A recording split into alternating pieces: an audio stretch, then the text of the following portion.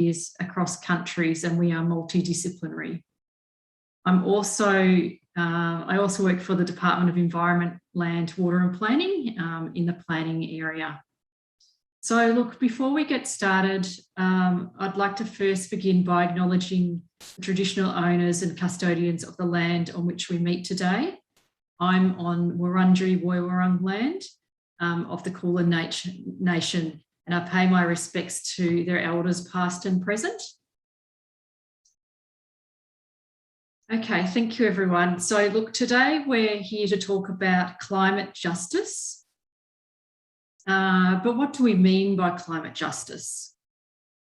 There's probably a few different interpretations out there, and it is more than climate change. So what is this all about? Well, it's actually about balancing justice for the planet and justice for the most vulnerable communities towards achieving a more equitable and a fair approach towards managing those risks and taking action and distributing resources. And this definition is consistent with the UN Framework Convention on Climate Change. But what does that really mean in practical terms? Well, quite simply, it means that those who have historically contributed most to climate change and benefited, had the most benefit in terms of economic terms, should take the most ambitious actions to significantly reduce their emissions. And it's also about supporting those vulnerable communities and to strengthen their environmental resilience so that they can address and be resilient to climate change. So, for example, providing financial support for adaptation, perhaps financial support for compensation for loss and damage, or potentially helping with things like technical support or capacity building. So look, that's just a very short definition of climate justice, and I'm sure in today's session you'll hear from a few different people, which will then all feed into a greater understanding of what that's about. So for today's program, we have an interesting bunch of speakers here. Everyone's very much involved. We'll be speaking for a few minutes on several topics about climate justice requirements. This session follows on from a webinar that we ran in August, and it will be about presenting some of those ideas that came forward in that webinar. Whilst we do have many people here today who have different technical skills, I think, no one is saying that they're the absolute expert on the topic. However, we're here today to share the views that were brought forward in that webinar in August. So we're going to begin this session by sharing some knowledge about topics to do with climate victims, polluting organisations, taking accountability through international law, and topics to do with incentivising communities and developing long-term strategies for relocating communities. So the first part is really about some context setting, just to familiarise with what this all means. We will then draw on some examples from different segments in these vulnerable communities, from the small island Pacific states, other places, the vulnerable Asian communities. We will hear from Indigenous and young people from across the Asia Pacific region. And towards the end of the session, we will open it up for Q&A. So the best way to do that is to put any questions that you might have in the chat, and we will aim to get to as many as we can. And then at the end of the session, we will basically sum up some of the key messages that have been presented with a view to taking those forward to COP26 in November. So I do hope that you can stick around, and I do hope you get something out of our session today. So I'd now like to hand over to Peter Cumming, who's the Vice President of EROF Australia, and who is also the Managing Director of Sustainable Solutions Australia, and who has a wide-ranging, diverse background in the sustainability field. Please welcome Pete Cumming. Thank you.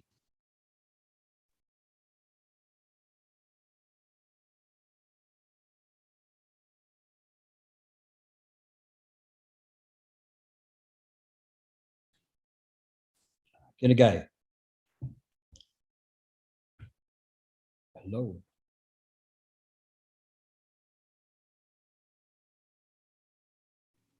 You're good to go, Pete. Good morning. G'day. Good morning from here on Clarence River country, Yaegl country in Eastern Australia, northern New South Wales. I'd like to pay my respects to custodians, elders past, present and emerging from our area here and all other places around this beautiful world. My task is to present strong messages and perhaps set the context of what a climate victim is in regard to the impact that's occurring on the planet right now for vulnerable people and places caused by human-induced climate change. The message of how important storytelling is as a basis for and a context for bringing justice to people, and there's a growing number of victims, approximately 150,000 or more people dying a year, places being incredibly damaged, and millions of people being impacted, and it's growing on an annual basis. The following speakers from me will present key aspects of what the justice entails and requires of victims. So perhaps we should start with, so who are the victims? And I've got a couple of slides, and what I'm going to do is I'm going to introduce the definitions of human-induced climate change victims, and I'm then going to talk about why sharing stories is really important in terms of identifying and implementing forms of justice. So I'll just share my screen.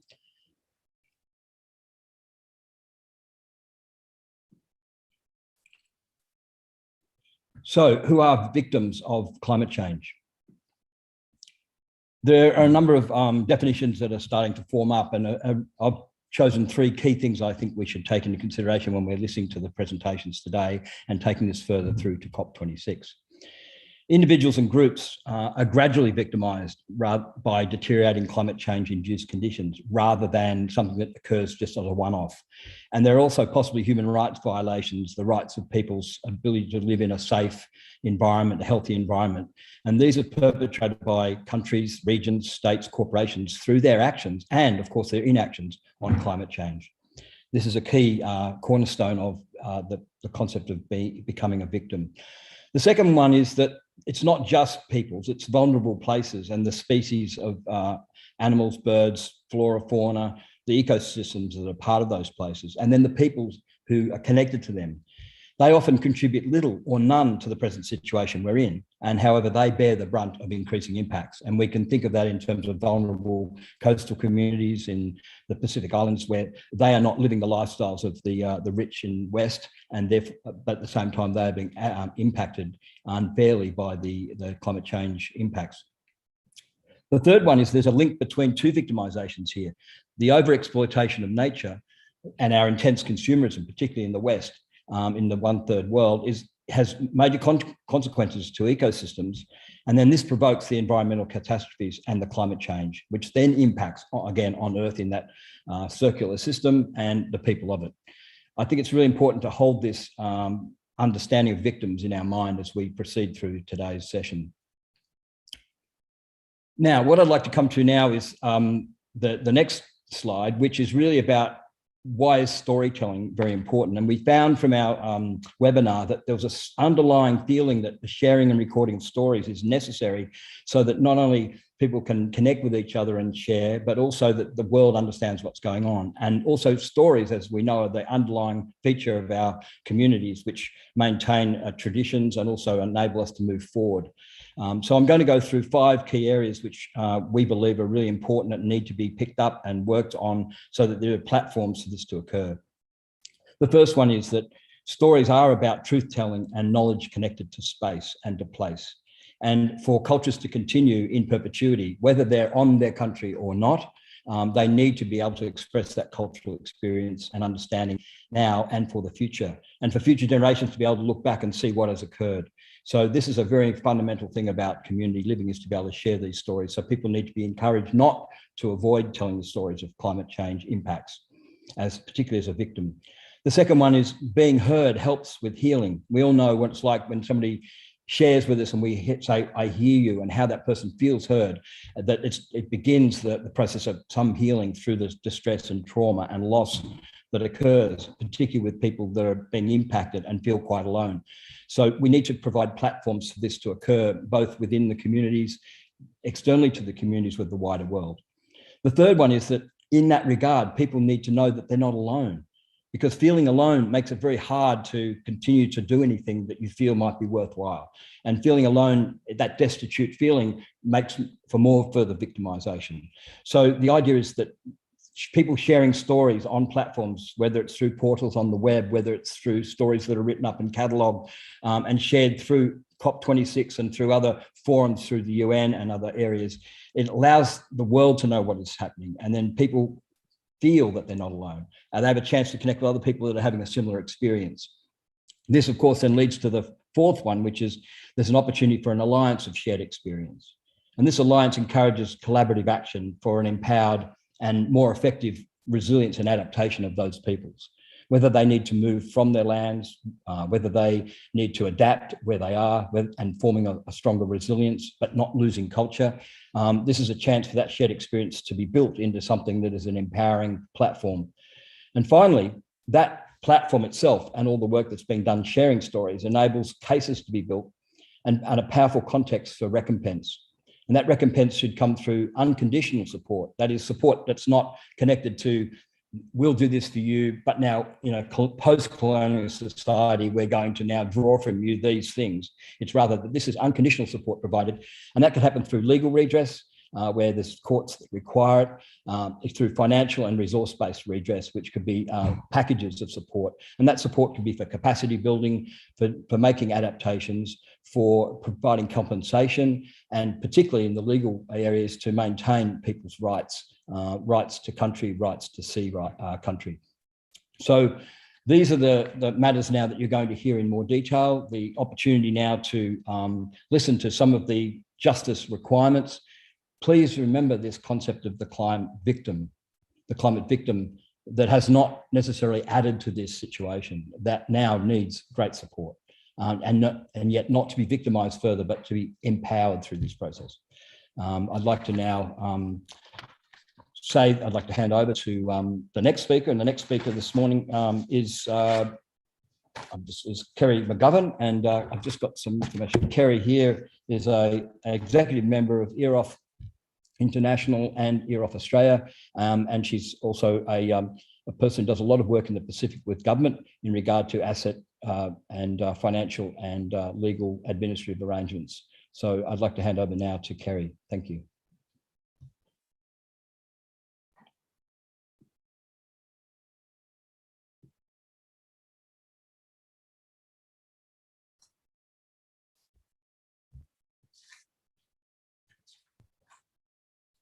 Okay, welcome everybody. Can you see my slides? Yes. Excellent. All right. Okay, holding governments and corporations to account for pollution in international law is much easier said than done. We're aware that pollution comes in many forms. Put very, very simply, there's air pollution, water pollution, and land pollution. But all these types of pollutions are broken down into very many different types. There's hazardous waste, there's different types of hazardous waste, there's shipping waste, there's medical waste, there's organic matter, there's inorganic matter, there's plastics. There are many, many different types of pollution. And of course, what everybody is seeking is clean air to breathe, fresh water that's safe to drink, and soil that's fertile and grows food. So how, as humans, have we dealt with this? Through the United Nations, we've developed international environment laws. And these are declarations that have been made only recently. They're fairly new laws. They're not like the Declaration of the Rights of Human Rights from 1946. These are more recent. So we have declarations that we've made. We have treaties that governments have entered into. But the main methods by which the environment is protected is through national laws. So For example, Nigeria has in the constitution the protection of the environment. It has national laws. It has planning laws. It has particular local government laws. There's a whole range of laws that support these overall global intentions to look after the environment. But they are only able to be implemented at a national level. As of yet, there is no international environment court, though there is a call for one. Now, how has this arisen? It's arisen through civil disobedience and also through the national courts. Some of you may remember the No Dams case, that the federal government overrode a state government in Australia, calling on these international laws to give it the power to stop damming of one of the most beautiful places in the world. Young people have recently used the courts and taken to the courts to call on the government that it has a duty of care to look after the environment and ergo the young people as they grow through life. And the courts have been sympathetic to listening to this and have suggested that ministers of state do have a duty of care, although interestingly, they argue that they do not. Shell was taken to court in the Netherlands and required to be carbon neutral. Nigerian environmental law has many principles that it tries to implement through its legal system. So each country has to develop their own laws and then implement them. Now, the difficulty with this is that who pays for the courts? The taxpayer pays for the courts. So therefore, the taxpayer is the one that has to fund the implementation of these laws, bring people to account. And there are a lot of steps between a pollution happening and it ending up in court. There has to be investigations, a case has to be put together, it has to go to the prosecutors, a court date has to be booked, there needs to be judges who are able to address the issues, court time has to be allocated, and all of these things are paid for by the taxpayer. Now, the Rio established the principle of polluter pays. And it's a principle, it isn't a fact. So how have governments over time determined that polluters can pay? One is a carbon tax, and that is one way, that's a direct method for polluters to pay for their pollution. And some of them have offsets as well. These are methods that have been tried by governments, and in some countries of the world, they're very popular. In other countries, they are not. All of them are there to stop environmental degradation. So how can we make this work? Of course, governments listen to voters, and voters will only demand action where they see it's important. So education is at the basis of all action on the environment. It needs both awareness, an attitude, and action by all people. And it needs to be shared throughout the world because the environmental laws affect all of us equally. There needs to be legislation in place, but having legislation doesn't actually do anything if there are no repercussions. There have to be consequences. Even under law, to have a law that says the government must do something, if there are no penalties in that, then it's not actionable within the courts. So there need to be penalties and there need to be consequences. What's missing at the moment is an international court, international legislation that is implementable and consequences for that. So we come back through the loop again. We have to have awareness of what's happening, and Peter's already spoken about who the people are that are victims of this poor behaviour. The attitude has to be spread throughout the nation, each nation, and then action to be taken to call the polluters to pay, whether by a carbon tax or another method. The courts have to step up the money to do this and to put it into action, and the consequences have to actually be implemented. So unfortunately, I have only the news that we have at the moment no international environment court and no way to legally hold corporations and governments to account internationally only through national laws. And now I'll hand back to Mia for the next speaker. It's actually me, Jane, so you can spotlight me. Are you?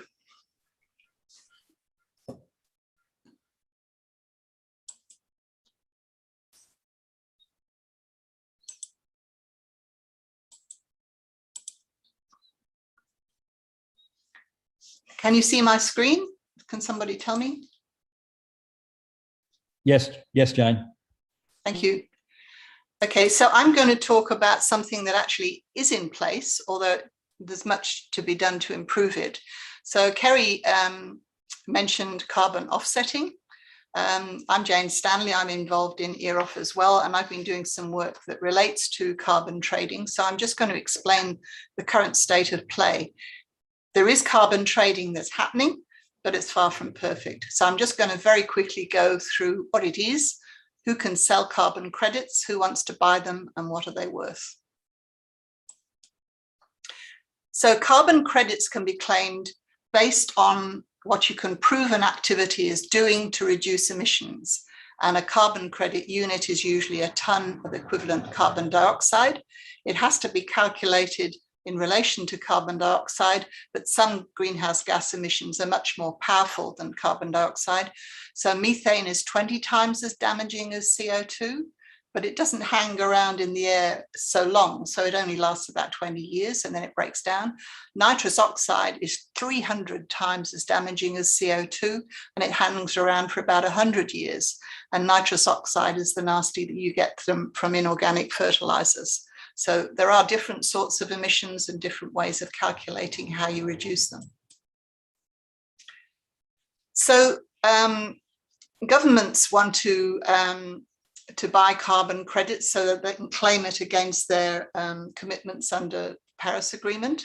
And it used to be that governments had the only systems for managing carbon credits. In Australia, we have the Emissions Reduction Fund, which is a method, and a lot of countries have their own methods. But over the last 2 years particularly, there's been an emerging number of international trading platforms so that polluters in one country can buy carbon credits in another country to offset their own pollution, so that it makes them look good, because they say that overall our net emissions are reducing even though they're not doing anything. The world is not very well equipped for this.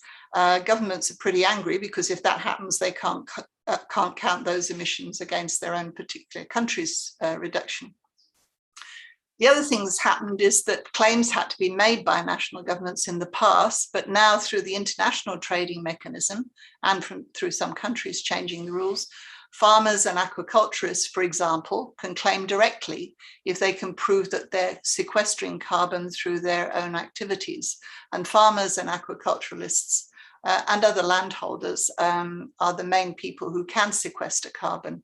You might have heard of carbon sequestration and through carbon capture from polluters. That's really not happening, so forget it.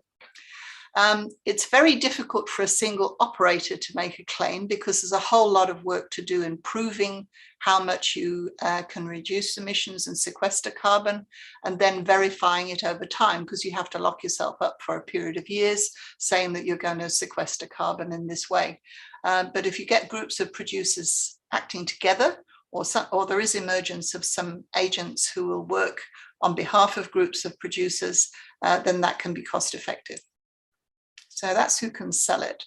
Now, carbon taxes can actually latch onto this and make polluters buy carbon credits. So as countries become more active in this space, and the EU looks like it's doing this pretty aggressively, then polluters may have to buy their carbon credits. So national governments want to buy them so they can count towards their international commitments, but private companies in Europe or the USA might pay more. So for example, in Australia, the price of carbon credits has gone up from about $12 to nearly $30 over the last 2 years, but you can get more than $100 a ton if you sell to a US corporation. Some international trading platforms, and the Singapore platform is an example, wants to pay as little as possible. And there is the danger of rich polluters shopping around for the cheapest way that they can buy carbon credits, which might be from people who aren't verifying the carbon sequestration in a very good way. Some purchasers will make a lump sum payment up front. And that's really interesting because, for example, if you were setting up a business that would sequester carbon, such as seaweed farming in the Pacific, then it would be really great if you could get a lump sum up front that would pay for the infrastructure you need, such as drying and washing facilities for the seaweed. So what are they worth? And it's all over the place. As I said, in Australia, it's gone up from $12 to more than $29 in the last report over a period of just 2 years. Singapore's pricing it at $15 a tonne. The US has a standard benchmark of about $65 US, which I guess is about $80 Australian a tonne. And there's been some EU trading where it's much more than that, as much as about $130 a tonne. I'm quoting in Australian dollars there. So some of the farmers and aquaculturists who've locked into long-term agreements at a certain price might be wishing that they had waited and shopped around. So it's all over the place at the moment. And if you wanted to introduce a carbon tax, you really need some consistency about this. The UN has been for some time saying carbon should be priced at about $100 Australian a tonne, American per tonne, and some sort of a standard benchmark like that says what's it worth to the world to start offsetting our carbon. That would be really helpful. So that's what they're worth at the moment, and who knows. So there's a lot of debate about whether they're a good idea. Of course, there is a debate also about what is carbon sequestration? And for example, for regenerative agriculture, is it really being locked up for the long term, or are you looking at a carbon cycle where the soil releases carbon over time anyway? And there's what's called long-term carbon and short-term carbon and different ways of measuring it. So that's not really sorted out at the moment. For seaweed farmers, can you harvest seaweed if you're sequestering carbon, or do you have to sink it to the bottom of the ocean? And should you be sinking a whole lot of seaweed to the bottom of the ocean anyway? But apart from that, are they a good idea?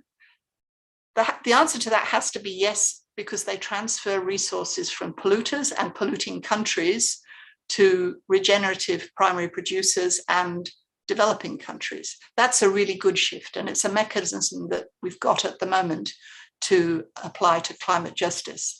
They do reduce the overall level of greenhouse gases in the atmosphere, and they can incentivize very good management of land and sea. So we can get a lot of restoration of land and in the sea, ways of reducing ocean acidification and ocean temperature.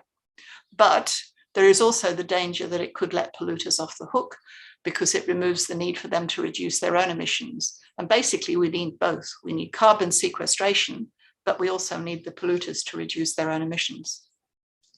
So the answer very quickly is that what we need is a globally consistent, fair and transparent system for giving financial incentives for regenerative practices that sequester carbon without disincentivizing polluters from reducing their own emissions in the medium to long term. So a lot of movement going on. We hope that this can coalesce, and hopefully COP26 can see some sense into this framework. Thank you, and I'm going to hand over to Clinton Moore.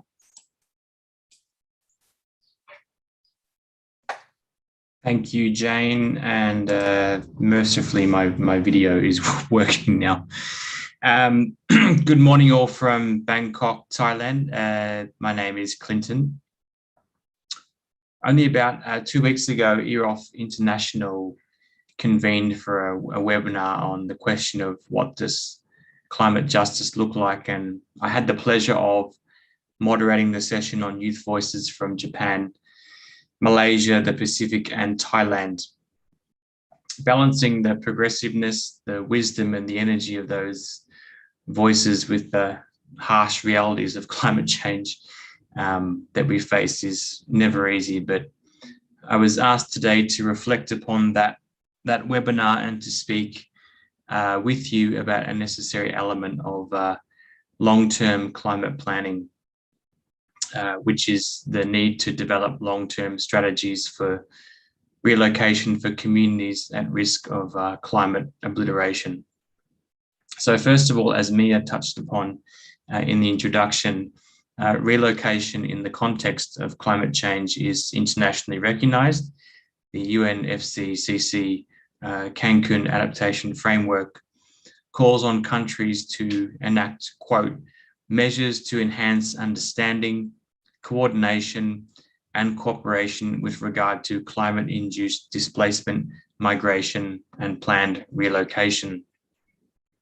And if I may briefly reflect upon some of the current flooding happening right now in Thailand, where provinces upstream of the Chao Phraya River, which runs through Bangkok, continue today to battle rising floods, and every year is a question of how bad can it get.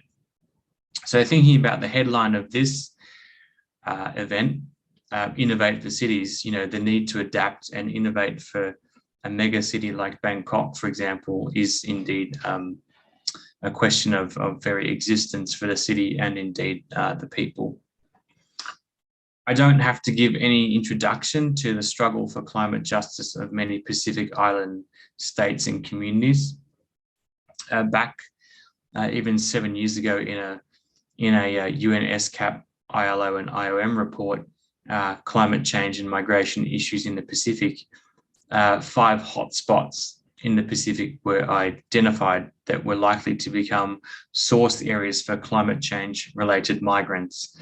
1, urban areas, 2, urban atolls, 3, non-urban atolls, 4, coastal, delta and river communities, and 5, communities prone to drought. The report notes that climate change is likely to increase the demand for both internal and international migration, and of course that there are many economic, social, cultural and psychological costs associated with climate change related migration. Proposals to relocate communities in the Pacific are not new. In the 1960s, the Australian government offered to relocate the entire population of Nauru to Curtis Island in Queensland. And this was rejected by the Nauruan population on the grounds that they did not want to lose their national sovereignty and identity. That's a very simple summary, though, of a sort of very drawn out process. A few weeks ago, the World Bank released its Groundswell Part 2 report, Acting on Internal Climate Migration. And the combined 2 Groundswell reports show that by 2050, as many as 216 million people worldwide could be internal climate migrants. The intersection of climate change, isolation, and fragility is particularly prominent in the Pacific, where half of the 12 World Bank Group member states, Kiribati, the Marshall Islands, the Federated States of Micronesia, PNG, the Solomon Islands, and Tuvalu are classified as fragile. These countries are particularly vulnerable due to their small size, weak infrastructure and capacity, limited economic opportunities, and frequent natural hazards.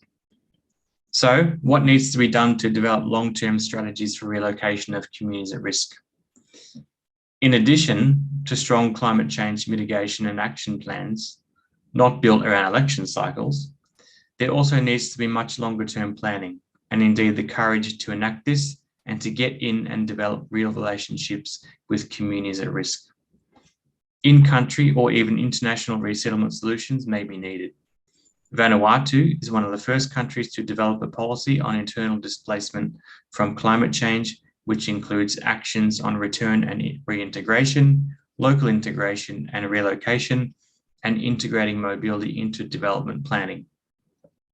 In Fiji, the government's displacement guidelines draw connections between environmental change, human rights, and mobility.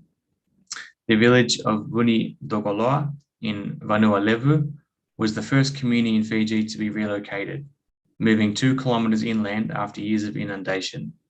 The relocation involved 130 people, but the discussion of moving inland started 7 years before the actual relocation happened.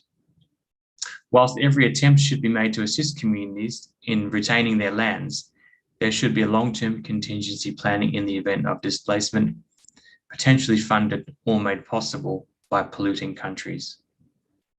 And of course, whilst any proposed relocation may be inherently complex and indeed unjust, plans should have justice at their heart and empower people to make their own decisions moving forward. I just want to finish by saying that we are all part of a system and by our very nature indivisible. Ourself, our actions, experience, places, our land, and the more we realize this, the faster we can act. I would now like to hand next to my friends in the Pacific for further perspectives. Thank you.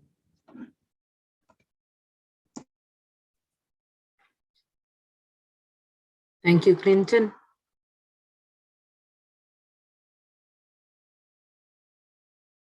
Hello.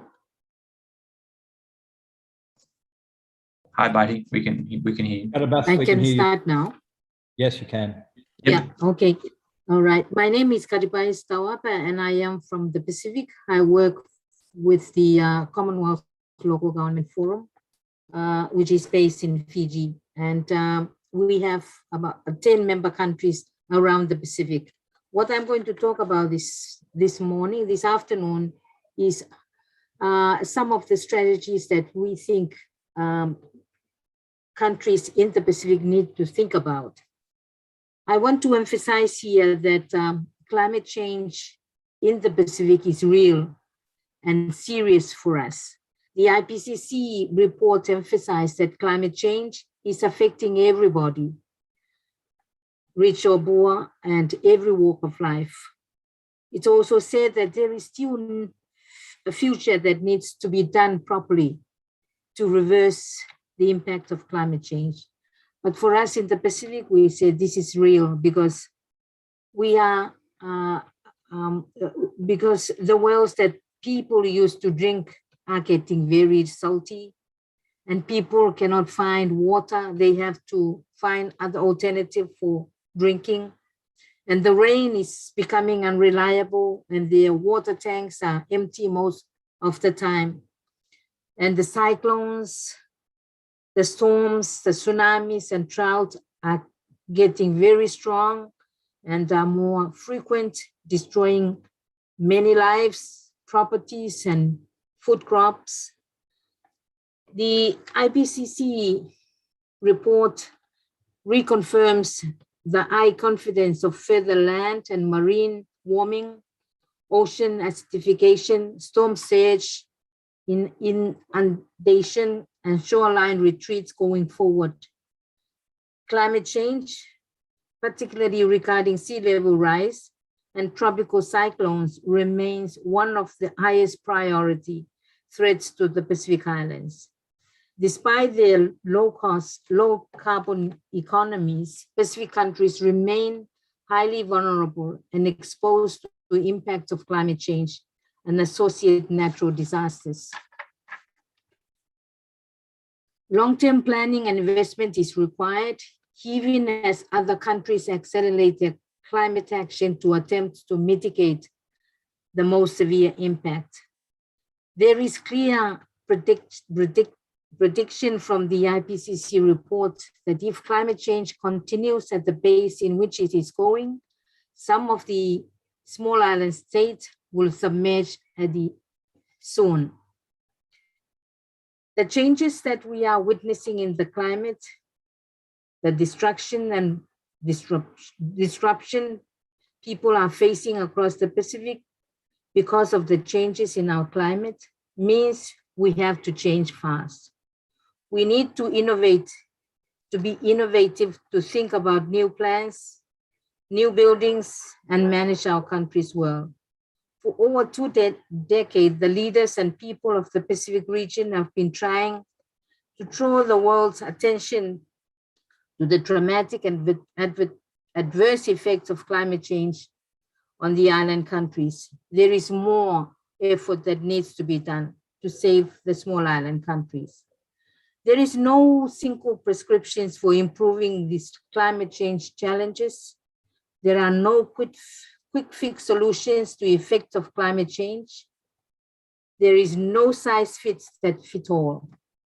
So I think there is urgent need to assist small island states to plan on how small islands invest in their future. We need to ask a lot of questions now so that this can be discussed at COP26. What will happen if the small island states disappear or inhabitable? Where are the people going if their lands are not there? Who are the countries that will accommodate them? What will happen to people living in foreign countries? Will they adapt quickly? What about the people who are receiving them? Will they be happy to do that? Will they face discrimination? If so, what should be done? What happened to the large ocean that most small countries own? Do they still own them, or will it be taken away from them once their land disappears? For those who want to stay home, what will be done for them? Who pays for the new homes and new infrastructure? In July this year, a survey was done in Kiribati to determine what Kiribati wanted. The majority want to stay in Kiribati. Their dream was to live in floating cities where they could grow their food and look after themselves. Before, most of them, they want to leave. But I think what is important here is how people are aware about what is really climate change and who will be accountable for these questions. So these are the questions that I want to raise that I think need to be addressed quickly by COP26. So action plans are undertaken after COP26. And I thank you. Now I want to pass it on to my colleague, Stella from the Solomons. Stella, you have the floor. Thank you.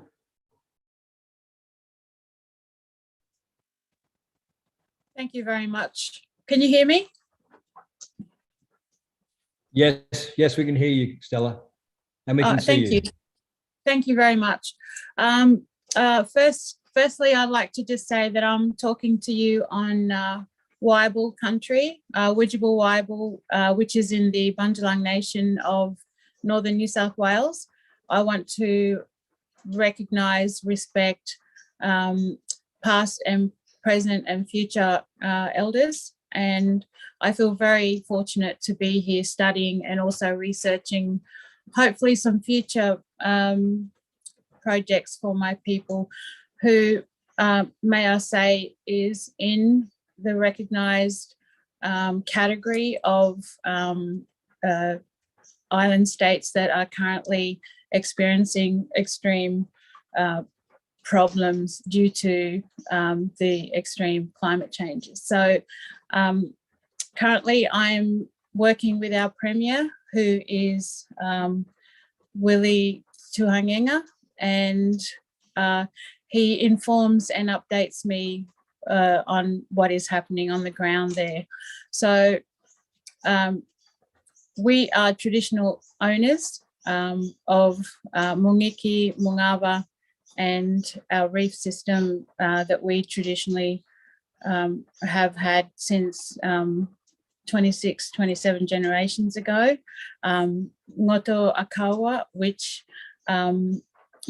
have been very important food sources for our people.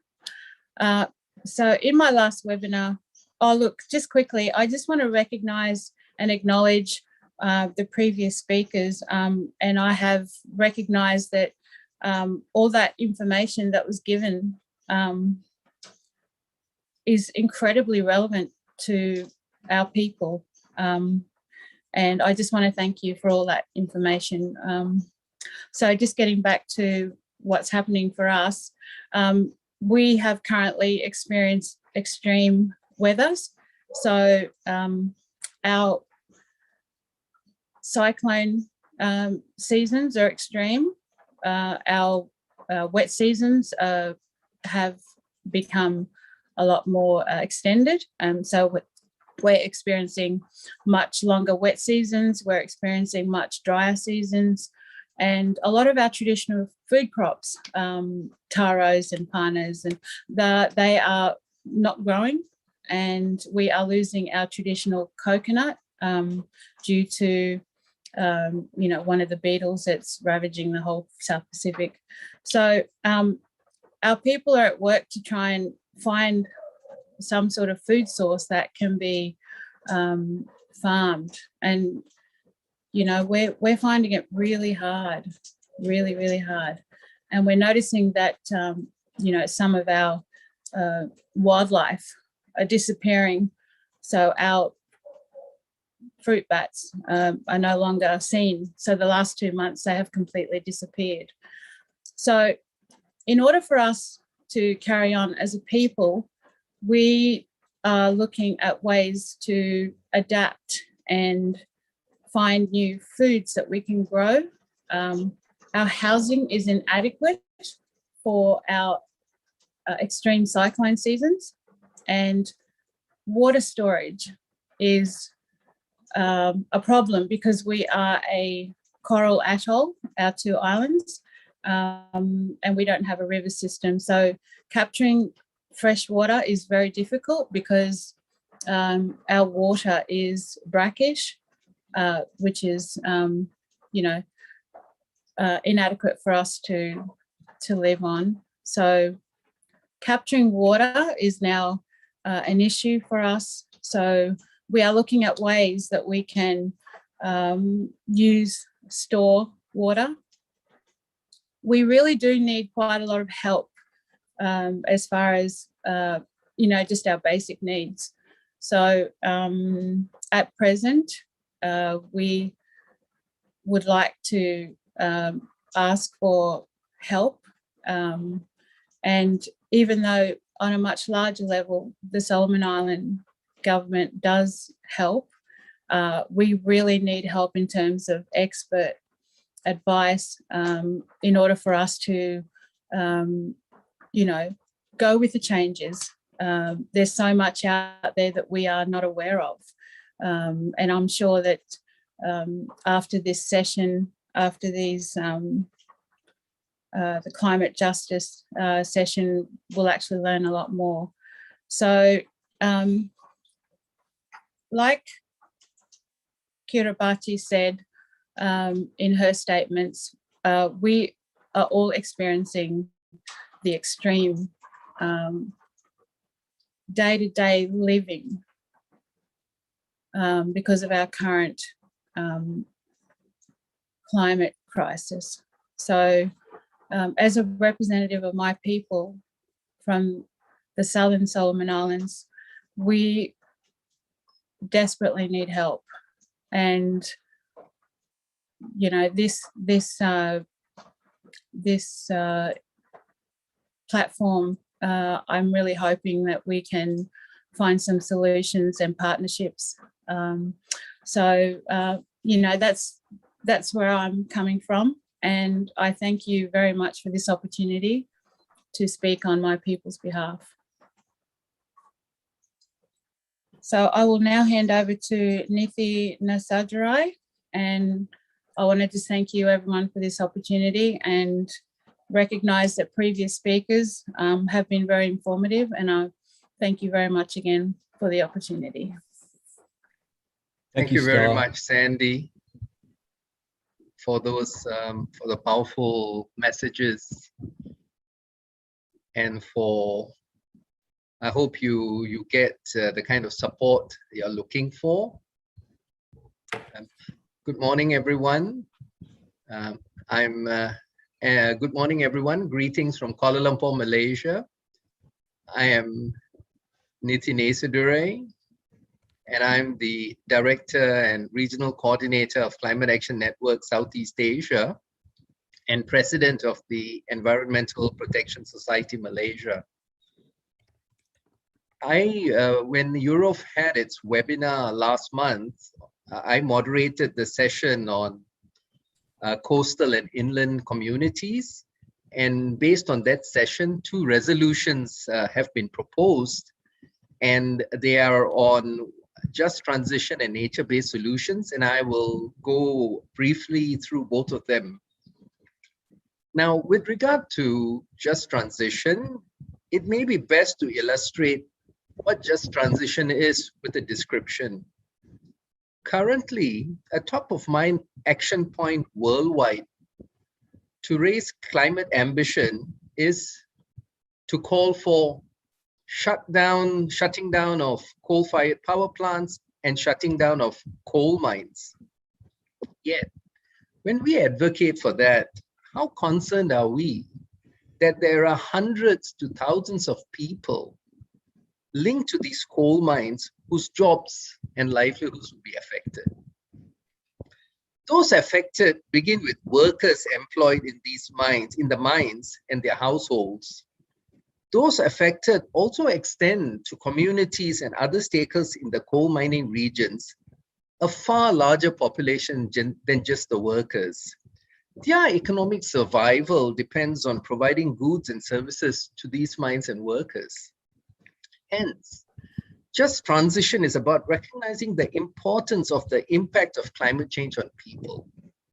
Taking this one step further, just transition is the process for ensuring that when the shift from climate impacting industries to green industries takes place, the well-being of those affected is taken care of and that they too receive justice.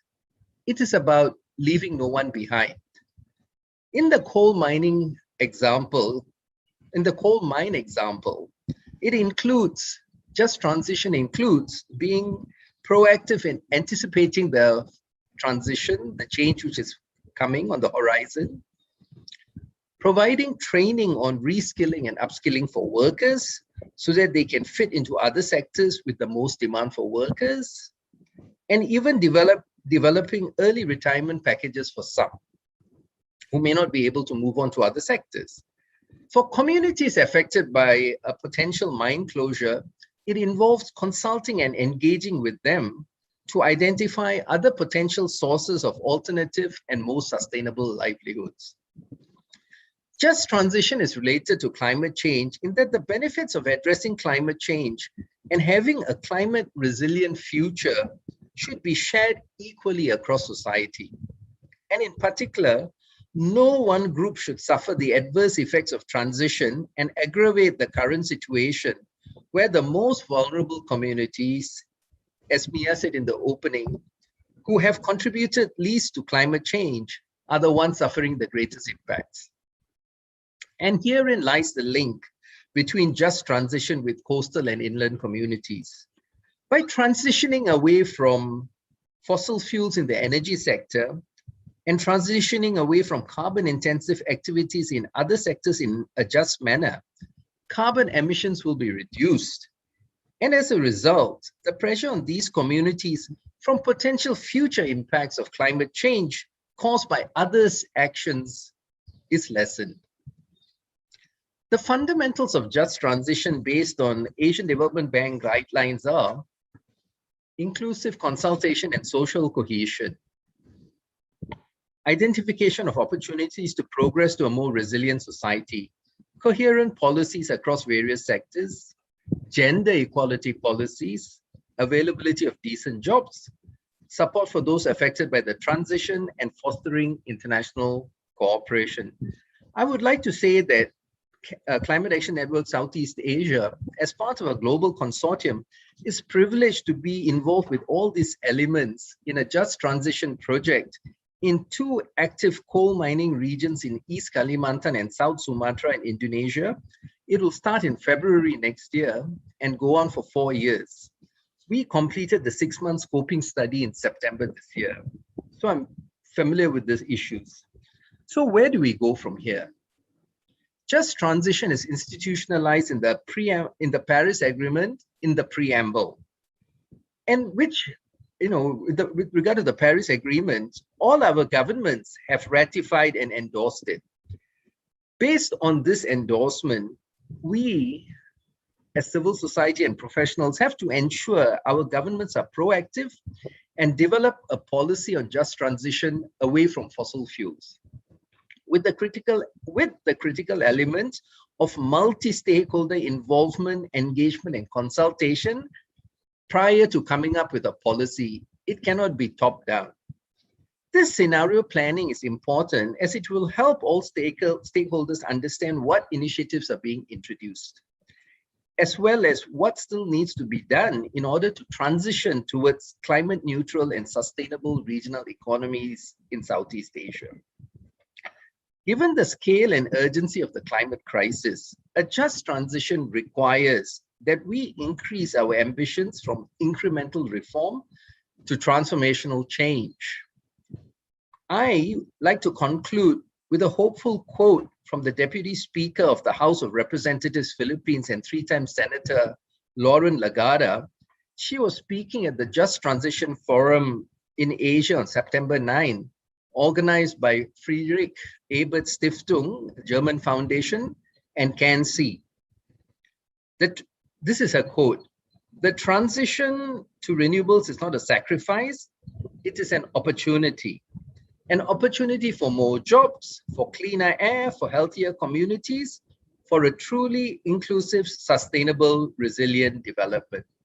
I will end here with regard to just transition and now transition onto nature-based solutions. So while just transition is about addressing the unintended consequences of mitigation, nature-based solutions is something we have already, which is the best mitigator against climate change. Nature acts as a sink which absorbs all the carbon dioxide, which we are trying so much to remove from the atmosphere. So what is nature-based solutions involve? Use of nature for mitigating against climate change, protecting habitat and expanding natural carbon sinks like oceans, forests, peatlands, wetlands, and mangroves, because these provide resilience against climate impacts such as sea level rise, river flooding, extreme fire, extreme weather, and desertification. More importantly, they protect wildlife. A WWF study has shown that in the last 50 years, we have lost 70% of our species.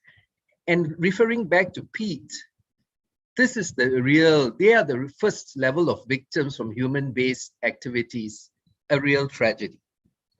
So with regard to nature-based solutions, the 3 points: stop deforestation, bring habitat into cities, with a grouping here with a lot of planners and architects. This is right down your street, and restore coastal habitat. With that, I will stop. Thank you. And I will now hand over to Sandy. The floor is yours, Sandy. Thanks, Nidhi.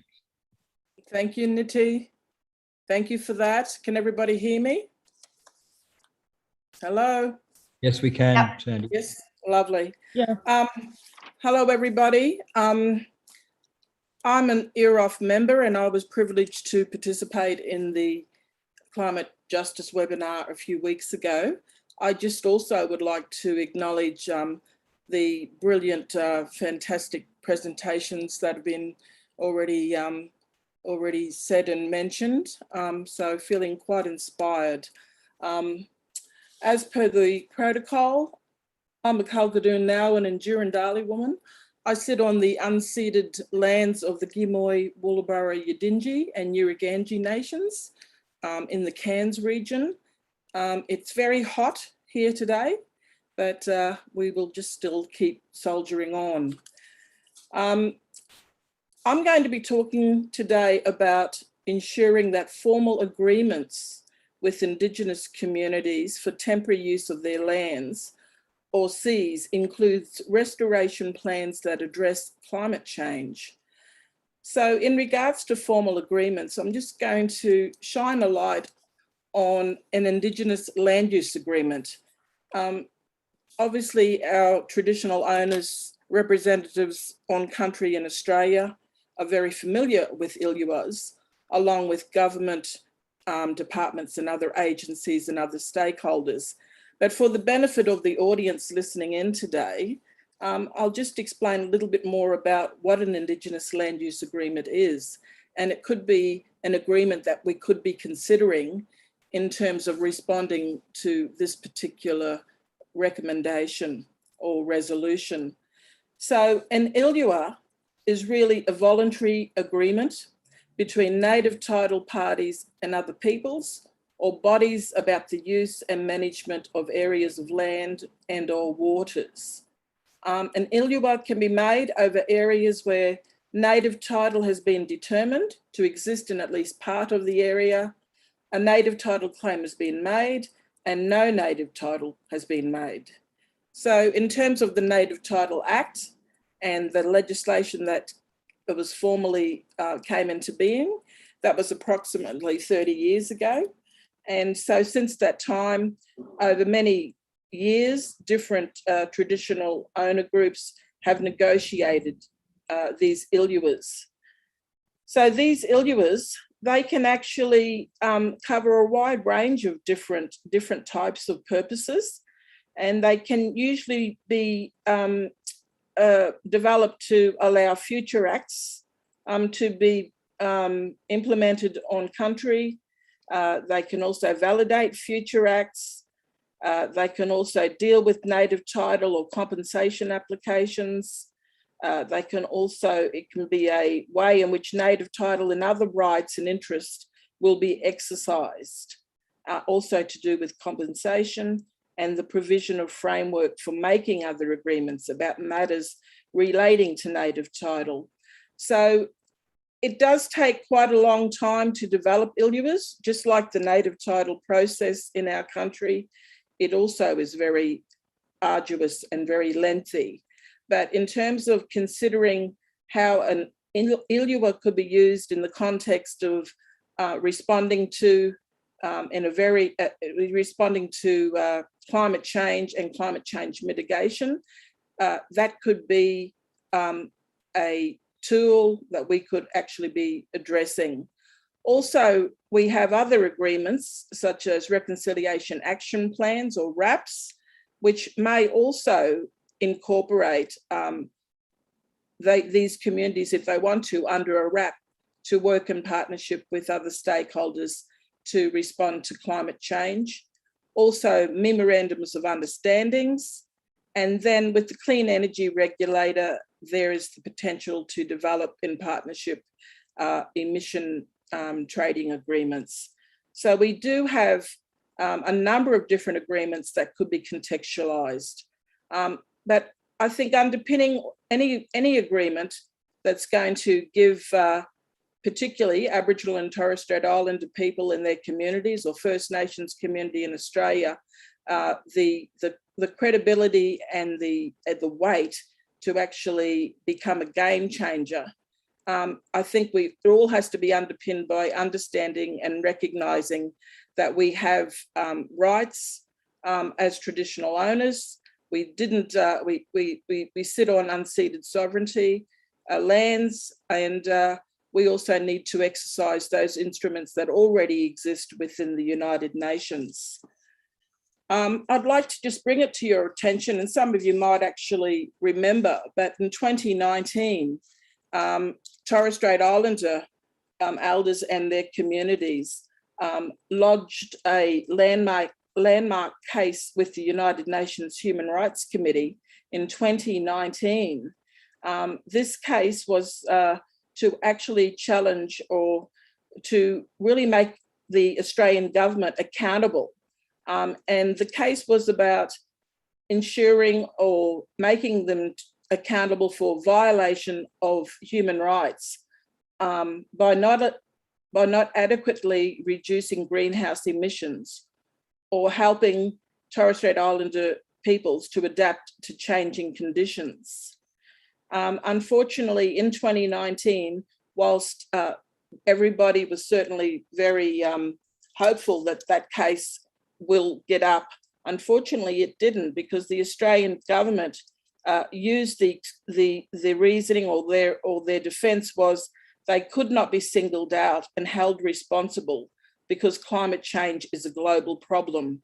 So I would like to acknowledge and recognise the Torres Strait Eight who lodged that landmark claim, and In terms of the Torres Strait region right now, those sea levels are still rising, and I'm sure they're going to be certainly revisiting that landmark case again with the UN, and particularly, hopefully, with the UN Special Rapporteur on Human Rights.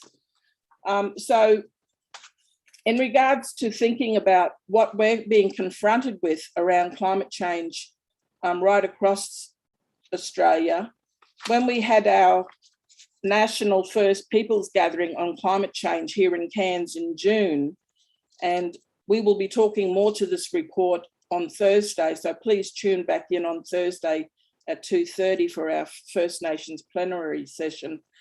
The traditional owner representatives there identified that climate change is impacting on a whole range of different parts of the ecosystem. So it's very concerned about marine heat waves and how it's causing loss to seagrass and to kelp forests and to mangroves. Coral reefs are bleaching. Also bushfires are more intense, resulting in erosion and loss of wildlife. And if we have Brother Victor in on the Zoom, he will talk more to that issue. Also, heat waves are very intense on the lands, even as far in Central Australia. Extreme water events, both dry and wet, and sea level rises. So we're actually combating multiple challenges to do with climate change, and then trying to, as traditional owner groups, trying to mitigate those changes. But I do think COP26 will be the crucial line in the sand. There's got to be no more talk fest. It's got to be action. It's got to be a game changer. We do need to connect to government representatives, and I feel confident with what we're doing through this program, through these webinars. I'm sure our message will be very strong and succinct and very impactful. Without further ado, I'd like to now pass you on over to my colleague, to Jenny Fraser, who will talk on another resolution. And if Victor's there, please, Victor, please come in also, brother. Thank you very much. Over to you, Jenny. Thank you, Sandy. Hi, everyone. Happy Tuesday from Australia. My name's Jenny Fraser, and I'm speaking to you on behalf of a project that I did called Plant Power Sisterhood, which was a publication. So I'm sharing some images with you now. Can you see those on the share screen? I'll just assume that you can. No, they haven't come up.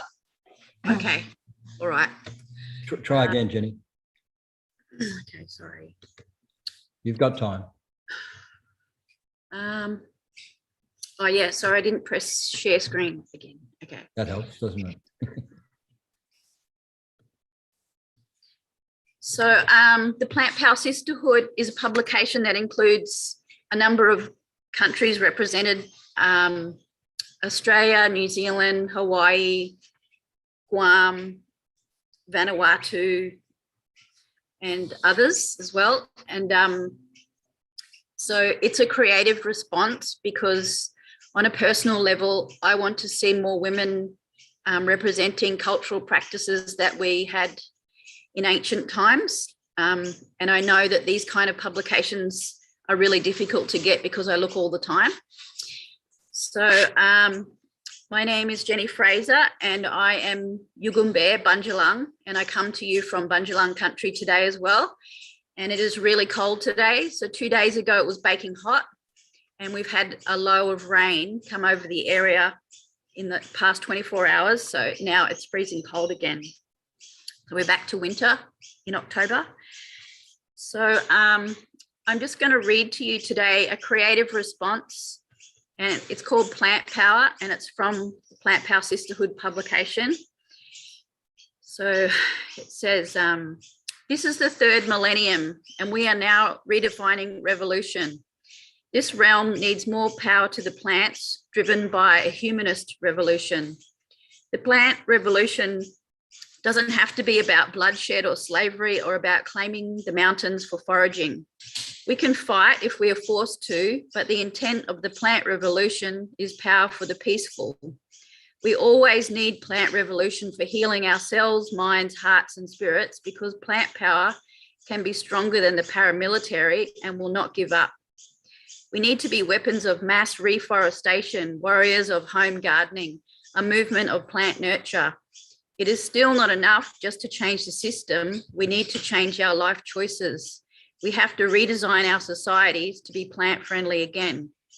We are making efforts to end world hunger, to end colonialism, to end the agricultural patriarchy, to end capitalism and plant blindness. Plant revolution means the end of exploitation. It means respecting people and plants from other cultures. The plant revolution helps us to vibe higher and get creative. Plant revolution means treating seedlings like our babies. Plant power is beautiful. Plant revolution means reviving the ancient growing practices and learning alongside young people. Plant revolution respects sacredness. Plant revolution means protecting the original cellular DNA of people, the plants, the animals, the air and the water. Plant power means saving planet Earth. Plant revolution is pure love. So I just want to thank you for including Aboriginal voices today. A lot of the time in forums that are about the Australasia Pacific region, often Aboriginal people are left out of that, and Torres Strait Islander people. So we have a big giant blue thing on the east coast of Australia. It's called the Pacific Ocean, and Aboriginal people have an ancient connection to custodianship of the Pacific Ocean as well. And in Australia, we are either standing on men's business land or women's business land. So we need to have women leading cultural practices and land management again. Thank you. The next speaker is Hannah after me. I'm not sure how to spotlight her, but maybe someone else does. Thanks, Jenny. I think it may be Nadja who will speak on about Voices of Youth. Hi, can I go on now? Or yeah. Yep, we can hear you. Yeah, we can hear you, Nadja. Hi. Yes. Thank you for that, Jenny. I am Dr. Nadja Ahmad Alwi, and I'm a representative from Malaysian Architecture Institute, PAM, and I'm actually in Kota Baru, Kelantan, which is sort of the east coast of Malaysia. I'll do my best to be filling in some of the key messages by speakers Hannah Travis from Japan and Lynn from Thailand, who basically sent their apologies for not being here today, mostly from our previous youth session of Europe last month. Thank you very much for the other esteemed speakers who have highlighted the seriousness of climate change and the need for justice resolution to be addressed. So today, really on my part, is just a very short message, is basically key session to call upon the recognition of the youth. Hang on, I'm just going to share my screen here just a little bit. Hang on.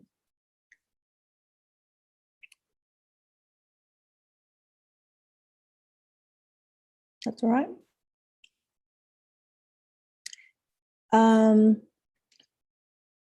Okay. So what my key messages is basically to do with, particularly in the developing countries, and the youth skills recognition by governments, institutions, stakeholders as part of the ongoing active resolution towards environmental justice. We feel that it's unfortunate that the youth in the developing countries are still often having barriers to implement their ideas due to lack of awareness, education, skills, and also funding. And we call upon the need for new growth sustainable model that helps with climate justice, but also to do with future challenges. And here there need to be sort of proper mapping within the communities which all of us come from in Southeast Asia, allowing for dialogue and communications and sharing resources to allow more participation. So the key messages which we want to basically reach out in this platform is to prepare us effectively empowering to inform decisions about life that will affect their lives in the future, as well as coming forward.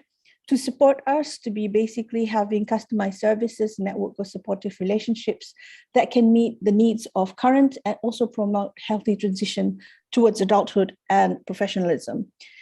In Malaysia, we have recently published the 12th Malaysia Plan, boldly stating goals for more inclusive policies towards sustainable stability, but yet roots of recommendations where youth are specifically mentioned, not quite there yet. And here we go. The technologies and skills required for climate change jobs will provide opportunity for youth to innovate themselves and develop new skills. And we are now in the era of changing fourth industrial revolution. Youth are uniquely positioned to take up these challenges, roles, and develop these diverse skills through social media, through technologies, through many different ways. Some of the policies we look at specifically directly to climate change is, I've highlighted here a little bit of, forestry, social sciences, which basically not always directly to climate sciences, but there is that particular role where, for myself, especially as a graduate in architecture, in between fields of humanities as well as sciences. So we're not claiming the expertise directly in climate science, but it's important to highlight that the wide coverage of engagement that youth can still be very much part of. For example, here with social scientists, we get like livelihood analysis, stakeholder engagement, gender mainstreaming. Things are much more policy that's understood and advocated by the youth. There's also the development and incentives for frameworks, specifically directly for climate policy, the negotiation skills, harmonizing of policies, which speaks directly for the youth themselves. So there are different areas of government and stakeholders as well as institutions where they can actually take a space on and have their voices heard.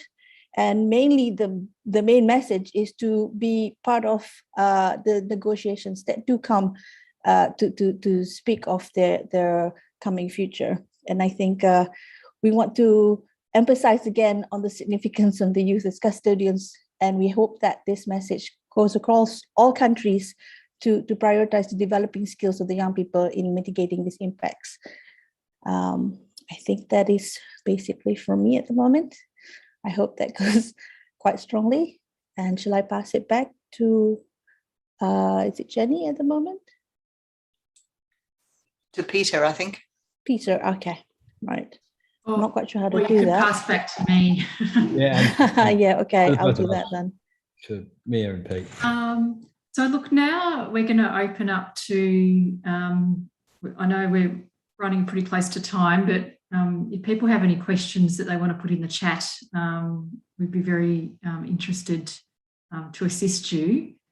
We have already received one question, which is to do with what are the consequences for polluting, and what are some of those experiences about polluters occurring in each country. So I might just open that up to anyone on the panel who wants to have a go at that. So what are the consequences of polluting, drawing on your experiences from your own countries? If anyone wants to have a go at answering that question. Thanks.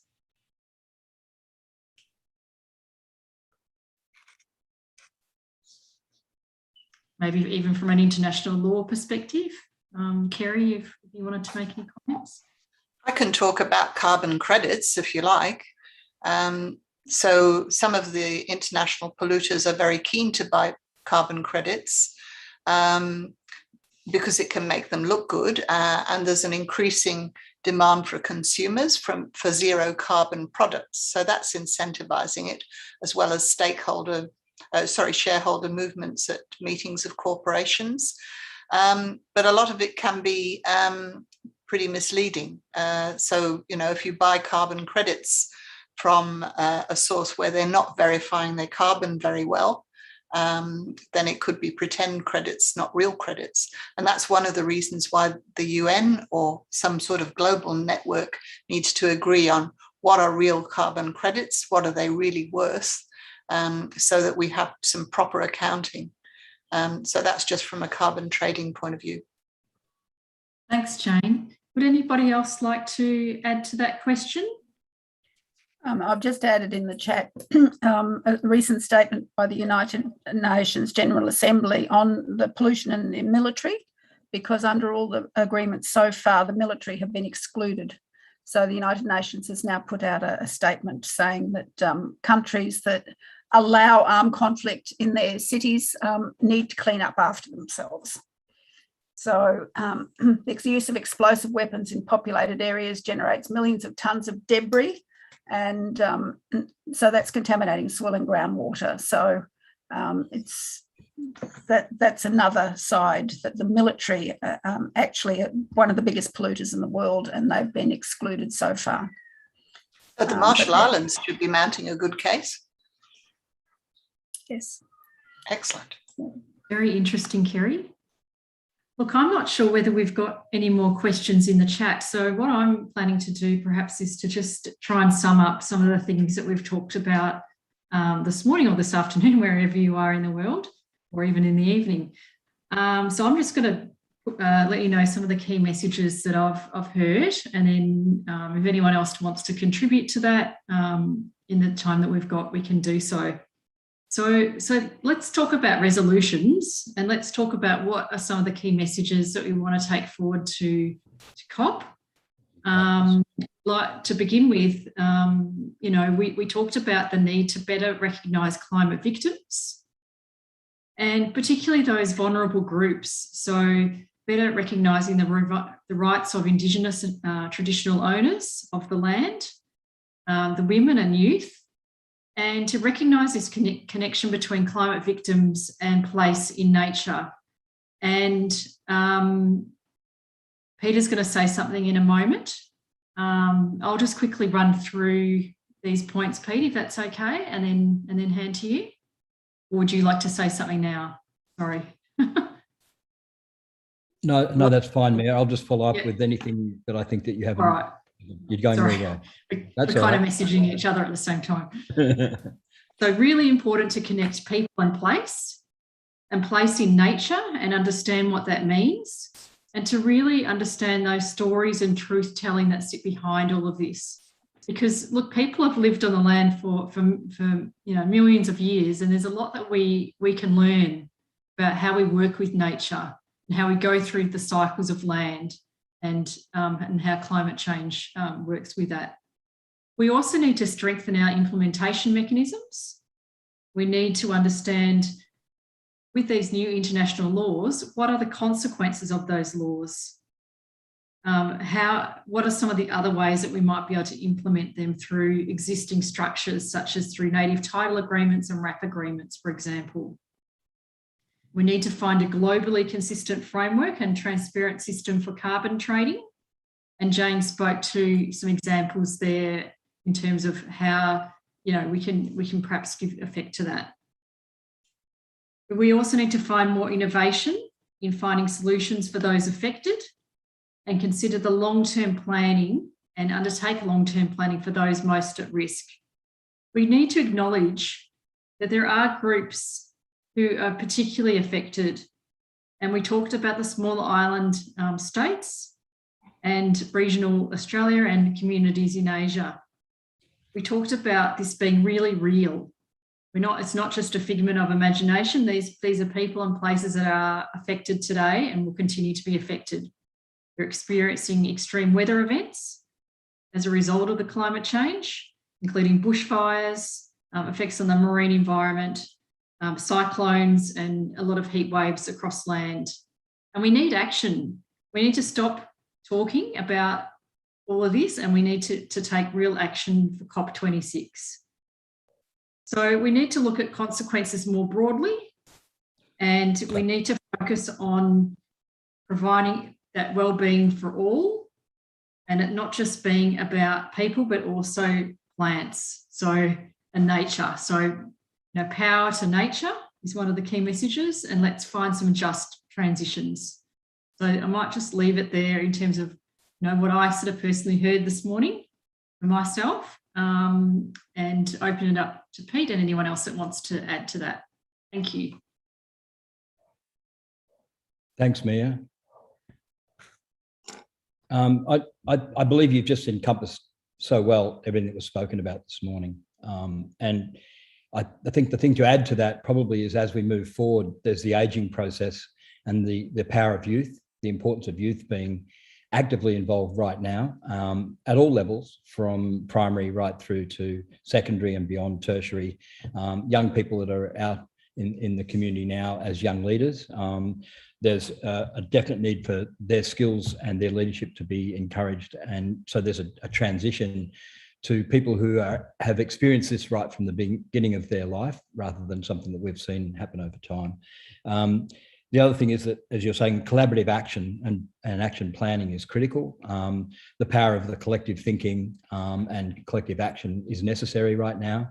And so this idea of this concept of not just being COP26, but looking far beyond that and maintaining these conversations, maintaining these connections so that we can continue to do this work together. And in that, the power of the story. Stories have been something that have given tradition and provided direction for the future. And so we need to continue these dialogues. We need to continue encouraging people who are experiencing an impact to be able to share their stories so that the rest of the world knows what's going on. And I think in that case, COP26 has to be setting up a really powerful platform for these stories to be shared, because we do know there are victims. And the final thing I'd like to say is that we have to be careful that the solutions that are implemented are not top down and are not by people who are going to gain benefit from that if there is no benefit to the victim. It must be a mutually beneficial arrangement for people and also communities and also for the environment. And so it has to be not another form of post-colonialism, but rather a non-conditional, an unconditional support. And the solutions need to be found and implemented within local communities so that they're empowered. And a good example might be that we stay on our land.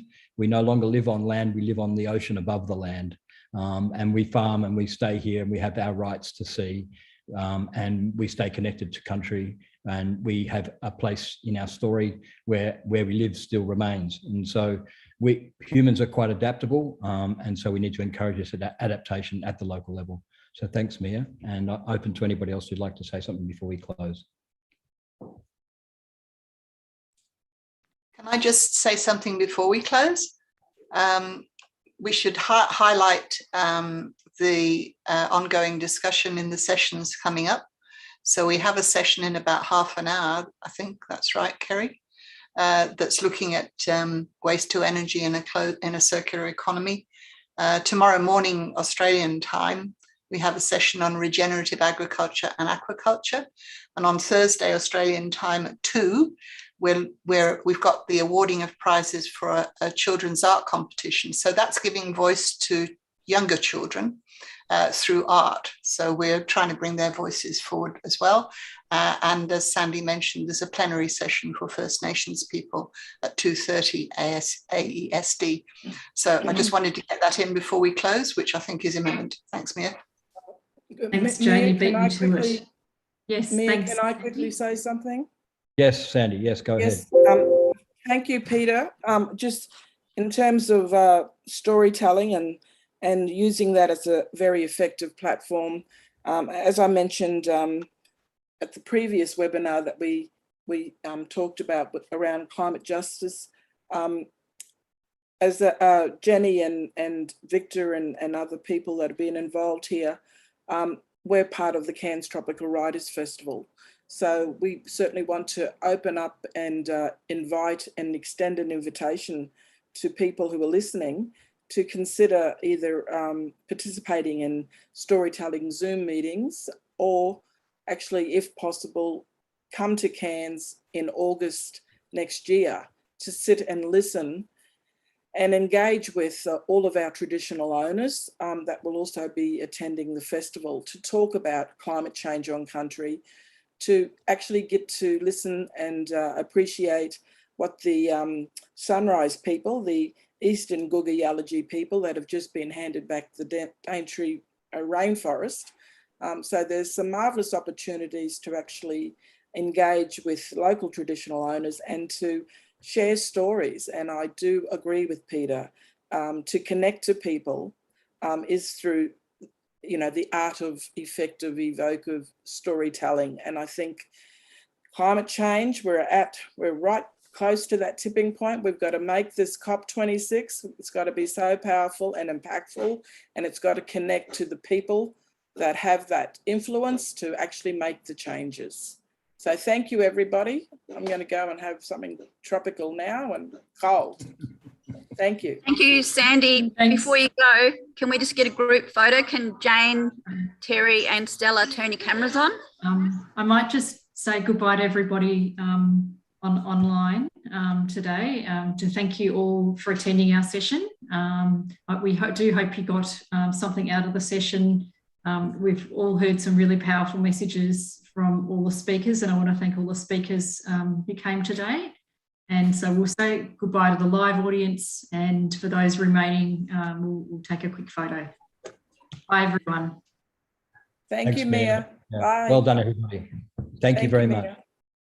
Thanks for having us here.